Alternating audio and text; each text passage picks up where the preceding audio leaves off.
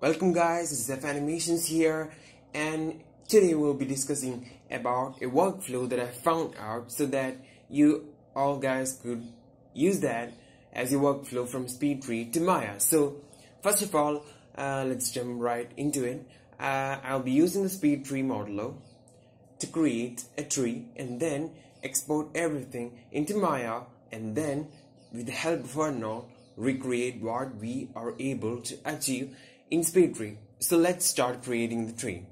So in here I'm gonna right click on the trunk on the tree. So I'm gonna right click here and create a trunk. Okay, it's here, so I want to click on spine, and in here I'm gonna change this value so I could get a little bit higher thing. So it's your choice actually. And I'm gonna right click on trunk and I'm gonna create big branches, and I'm also gonna adjust this value so we get smaller branches. Again, I'm gonna right click on big branches and I'm gonna add bifurcating branches, and here too I'm gonna adjust the values. And again, on bifurcating branches I'm gonna right click and select twigs. And even you may find it as messy, but the thing is I don't want to do more on this because it's just for the sake of this tutorial. So after that, I'm gonna right click on the twigs, create bas leaf. So in this tutorial I'll be using bas leaves because this is much easier.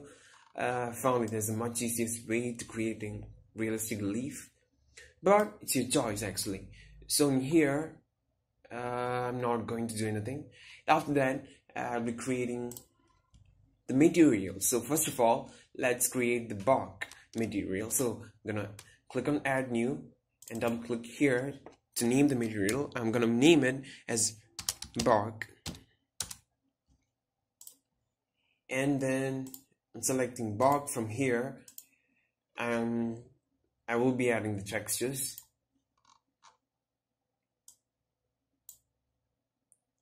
In here, okay, I heard the color texture. So normal map. Here is it is, and the specular map.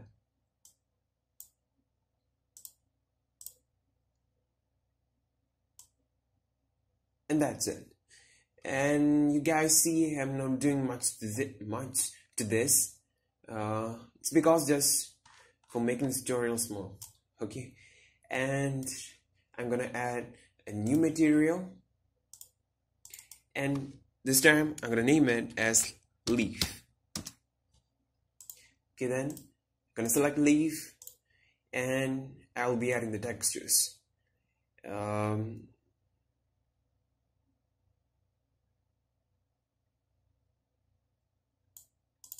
So I found the textures. I'm gonna add those. So here it is for this prompt. Click yes.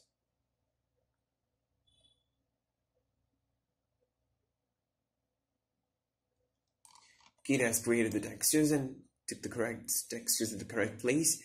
So after that, I'm gonna click on two-sided because the leaf is two-sided. And one thing you should know is that here I'm just using one batch leaves. See, I'm just using one batch leaves, but if you want, you could right click, duplicate, and just add it to twigs again. So now you have more leaves around in here.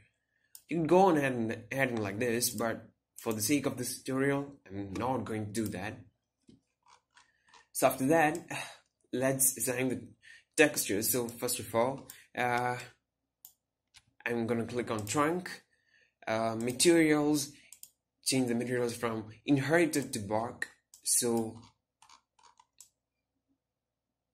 I get this.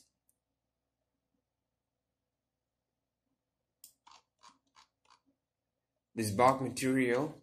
And after that, I'm gonna click on batch leaves and click on leaves. Materials, change that from none to leaf. So I get a tree, even though it looks not so realistic, and just because of the reason I'm making this a little bit faster, and you can see that there are repetitions around in here. I should have increased the spread, but I haven't. It's all for the sake of the tutorial and making it small. Okay, so after we have done that, now is the part that you have to take care. You have to click on trunk, then you have to shift click on twigs. Just a second. Okay, you have to shift click on all of this trunk, big branches, bifurcating branches, twigs, or it may be different for you, but just keep in mind not to export the batch leaves within this trunk and the big branches and all those things, cause it will be two different meshes actually. So after clicking that, go to File, Export selected as Mesh, and I'm gonna save that. By default it will be FBX. I'm gonna save it as an OBJ file. Here I'm gonna create a new folder actually. I'll be naming it as tree test1, and I'm naming it as bark. So just click OK. So let it export, and after it has exported that, I'm going to click on batch leaves and click on export selector as mesh, and in here I'm going to name it as leaf. Click OK. So let it export.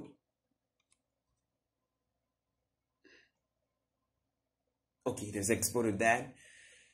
So after that, let's jump to Maya. So in Maya, make sure to import these things. Care.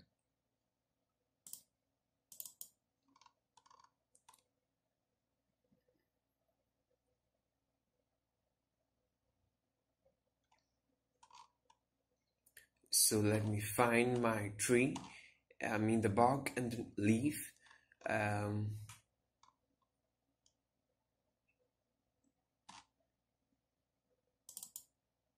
So bark PG file.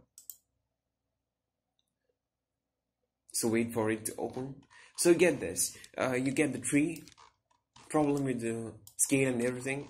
It looks fine. And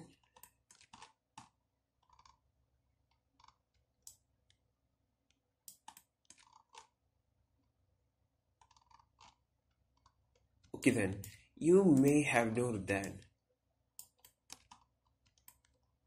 the top of this tree is not filled. It's actually an opening, right? So this is something that everyone does. Don't worry. So I'm again going to export this mesh. Sorry for that. Shift clicking on this. File, export selector as mesh. Just a second. I think I need to take the values right. So in here, if you go find that, yes, it's open. around here. So you have to click on trunk. It's easy to solve. Just go on here and click and find extend parents and the generation. Change the extend parent from none. No, from not from the trunk, from big branches, from extend parents none to any. So now you don't get a cutout from there. It's not open. You have branches growing from there. That's a good thing. So let's again export the mesh. The same thing here. I will be replacing this thing. Say replacing this. So I've done that. Jumping to Maya. Exporting this file again.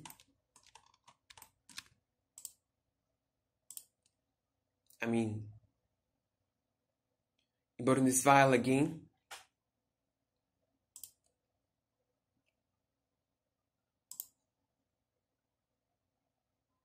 Okay then, so now you can see that it is not opened. So first of all, sorry for that. First of all, I will be assigning an aistandard surface material for this, because I'll be rendering out the whole scene in Arnold. So there are other tutorials around here. They like to show that a complex way of doing this, but I want to make it easy. So that's the reason of this video actually. So that's the reason why I made this video. So after assigning that, let's jump back and import the leaf obj file. Okay, it's here. And the thing to note is that if you go into the UV editor, you could find that there's only one shell. Don't worry, because that's all this in this plane that is divided into two, and each of this plane, this rectangle, has UVs, and like there will be around 200 to 300 of these rectangles, and each of these UV sets are overlapped on each other. So if you are trying to apply a material to this, see that it is overlapping on it. So that's the thing I was talking about. In the case when you were trying to import something like 2 or 3 branches, 2 or 3 leaves from SpeedTree, as I've talked about this, you could duplicate this. So you could create varieties of leaves within a single tree, because trees has variations, so that's what the nature is low is. So after done that, I'm gonna apply material for this, gain an aistandard surface. So after done that, I'm gonna click on here on the tree, go to aistandard and click on color, file. I'm gonna find my textures.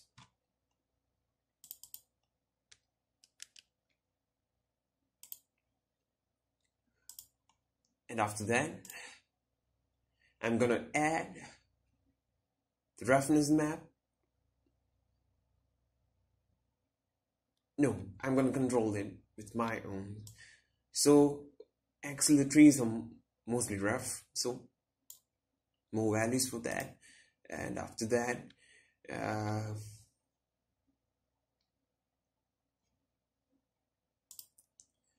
I'm gonna apply the displacement material. I'm gonna change the scale to 0.05. In here,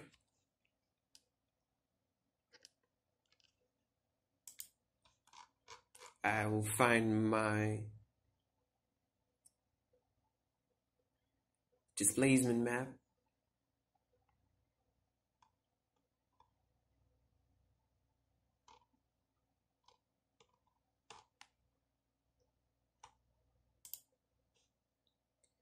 Okay, that's the displacement map.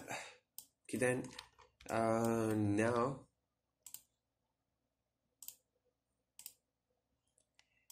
and after done that, let me do a quick render so I could talk about one more thing. So I created that Arnold render. It may take some time to warm up. Wait for that to happen. And even the tree has overlapping UVs, don't worry about that. Okay, you could see that it is something good.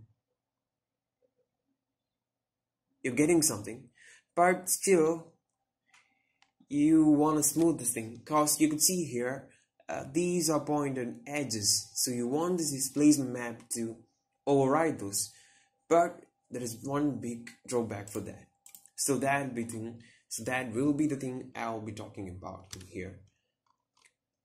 So I'm going to select this, click on smooth, slide it smooth. So it has smoothed it.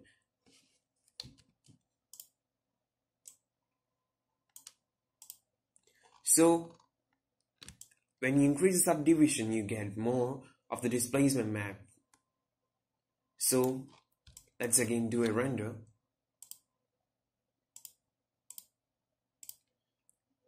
So now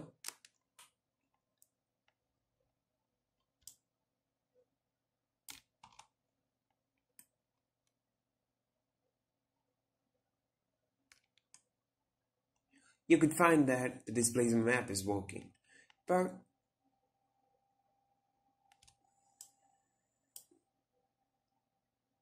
still there is one big problem.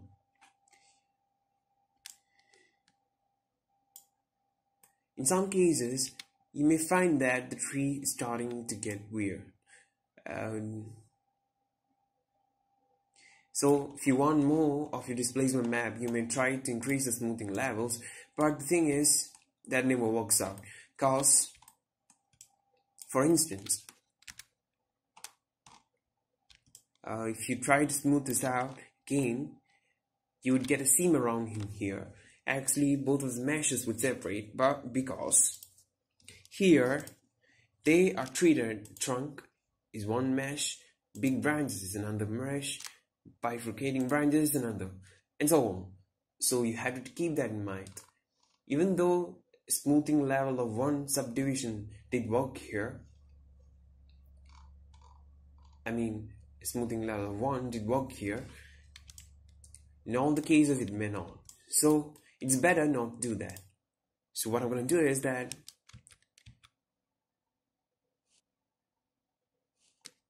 just a second.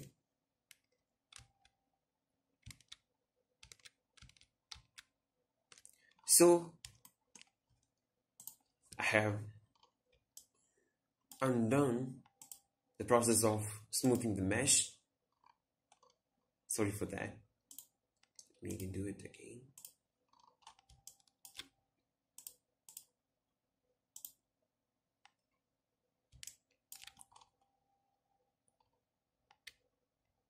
So I'm still back onto my mesh that I have imported straight from SpeedTree. So now is the way to solve your issue. So there is one big way you could do that. Go to your Arnold tab of the mesh, and in here you could find subdivisions and change from none to catalog. Just leave it at 1, because that's great. If you want more, you can, but the thing is, it costs a lot of render time. Your render times increase with the number of subdivisions that you give for it. So now let's do it again. Let's render it again. So now, if you do it, you get the same level. You can see that If I go to toolbar icons, debug shading, go to wireframe, it's subdivided. Look at here, it is again subdivided by the render. So no cost in your viewport, but there are some things you had to sacrifice in the case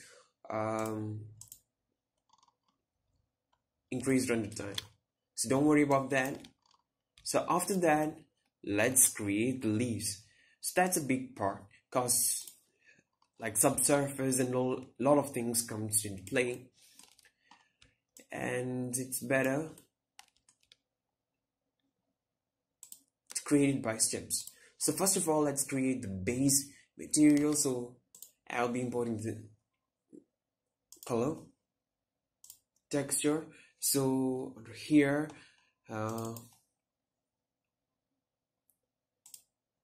this is the texture slider that I will be using. After that,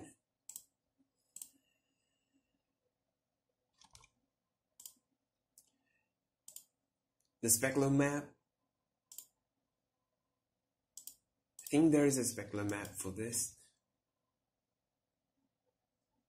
There is not a specular map for this. Go back again, and I'm gonna break the connection. So I'm gonna reference map, the close map.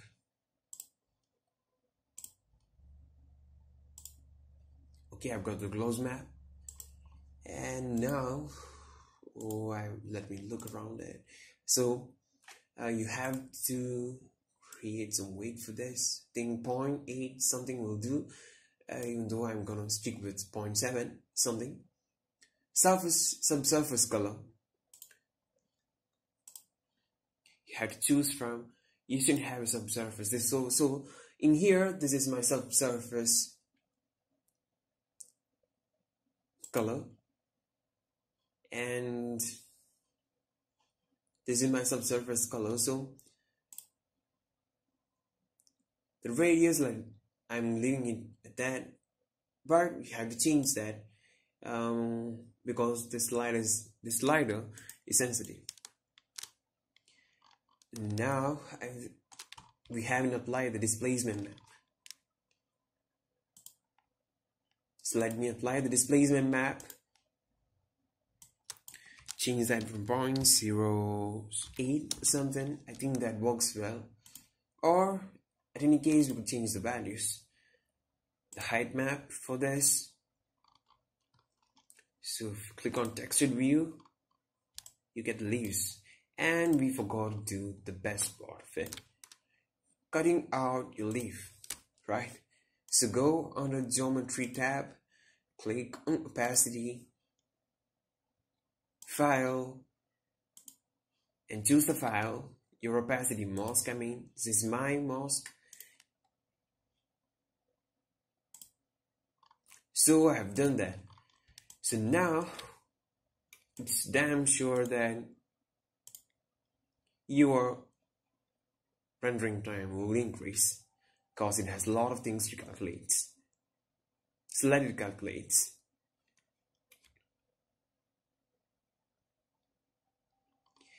And here is the result. But we have added an opacity mask for this, right? But it never showed up. Why is it? Just because of the reason, you have to go into your Arnold tab and disable opaque. So now the opacity mask works well, right?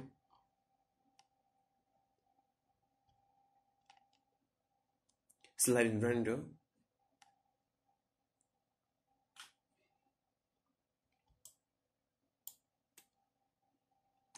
Okay then, I think this was a great tutorial for you all guys out there.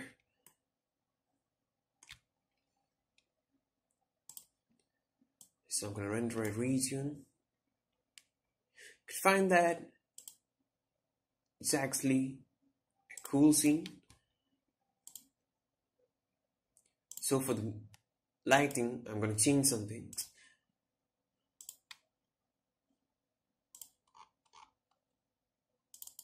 So I'm going to change the SDRA.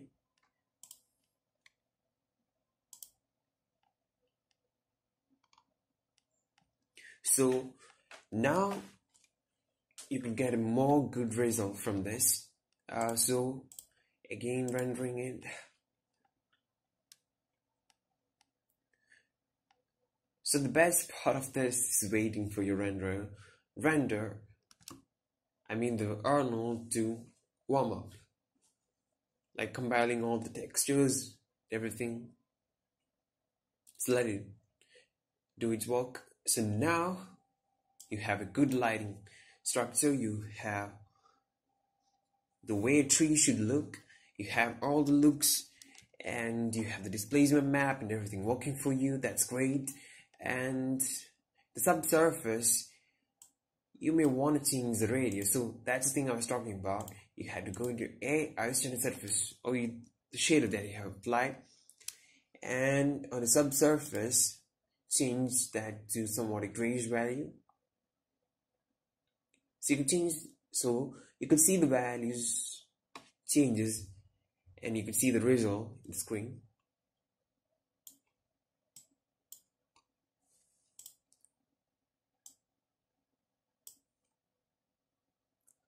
So let me run through the scene. Okay guys, I'll render out this image and show that to you. So I think guys, this is the end of today's tutorial, and I feel you all like this tutorial, and it's a good workflow that you could use. So if you have any comments or anything, just post it on my Facebook page, and see you guys in the next tutorial.